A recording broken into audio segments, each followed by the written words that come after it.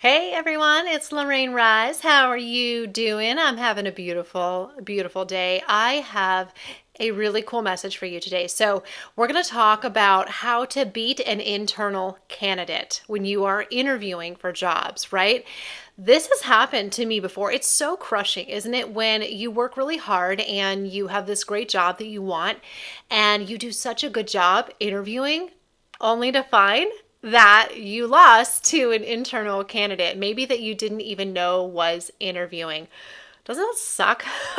It happened to me about 5 years ago when I was unemployed and job searching, and I remember being crushed when it happened. So the reason I'm coming at you with this topic is because this was actually brought to me by a listener. I got an email from somebody who's been a follower reading my blogs, and I answered this on my podcast recently as well. Career UpRising is my podcast. And so I thought, you know what, let me do a video on this because this is a really good question. So it's from a gal named Cindy, and this is what had been happening to Cindy. She said that she was getting multiple interviews and she thought she was doing really well. And then the feedback she keeps getting is that, we loved you, but we're going to go with an internal candidate because it would make the transition easier. Ouch, right? So Cindy, and to all of the other job seekers out there who may be wondering about, is there anything I can do? I think there is a little bit that you can do. So I'm going to offer my 2 cents, okay? So here's the thing. Employers will always love internal candidates. There's nothing you can do about that, okay? Yes, in a couple of ways, actually, they are more attractive, right? So it's easier for them to acclimate because they're already in the company. They're already established and fit into the culture there. So there's a lot less risk, right? So hiring an internal candidate for a job, there's a high level of trust and reliability there. So that's attractive. And it's probably cost effective as well, versus bringing somebody totally new and doing the whole onboarding thing all over again. So there's the cost, and then there's the time, cultural fit. There's a lot of things that you're kind of competing with here.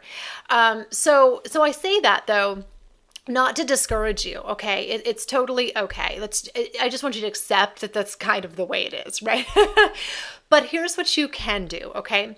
So when you are in an interview the next time, this is what I want you to do. I want you to ask them, are there any internal candidates that you're also considering for this role? And that's an okay question to ask. It's perfectly okay to ask, why is this open? Is this a new position or a backfill?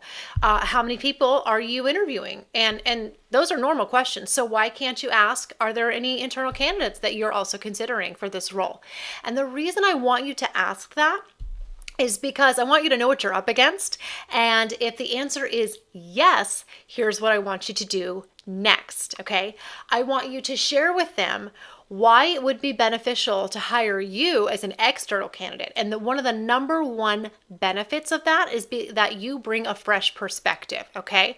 So sometimes it's a really good thing to hire somebody who has that outside perspective, who isn't entrenched in the culture and complacent sometimes. Now, you won't say that word to them, but what you can emphasize to them is that you have a fresh perspective that you think could be really beneficial. And sometimes that fresh perspective comes from competitors, which is particularly helpful, right? Because you know the ins and outs of how they do things, and you might be able to bring some competitiveness to the table. So I want you to find out if you are up against any internal candidates, and then if you are, I want you to emphasize your fresh perspective, what that is, and how you think that could be beneficial. And here's a way you can take it even just a step further. You can also then tell them at least 1 or 2 specific things that you plan to do in your first maybe 30 or 60 days, and that will really impress them, and it'll show that you can acclimate quickly to the job, that you're a quick study, and that you'll be able to hit the ground running with minimal training and onboarding, right?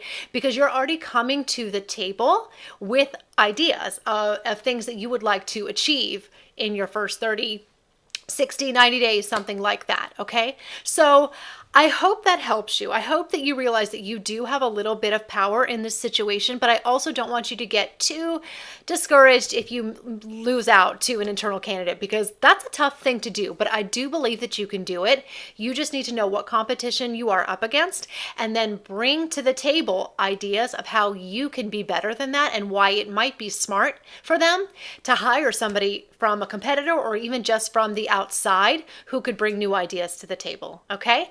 All right. If you love what you hear, my website is worksmartcounseling.com. And my company name is WorkSmart Career Counseling. So sorry for the confusion, guys. I wouldn't have done that in hindsight, but here we are, right?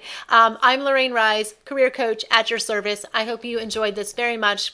I will be back soon with another video. Bye, guys.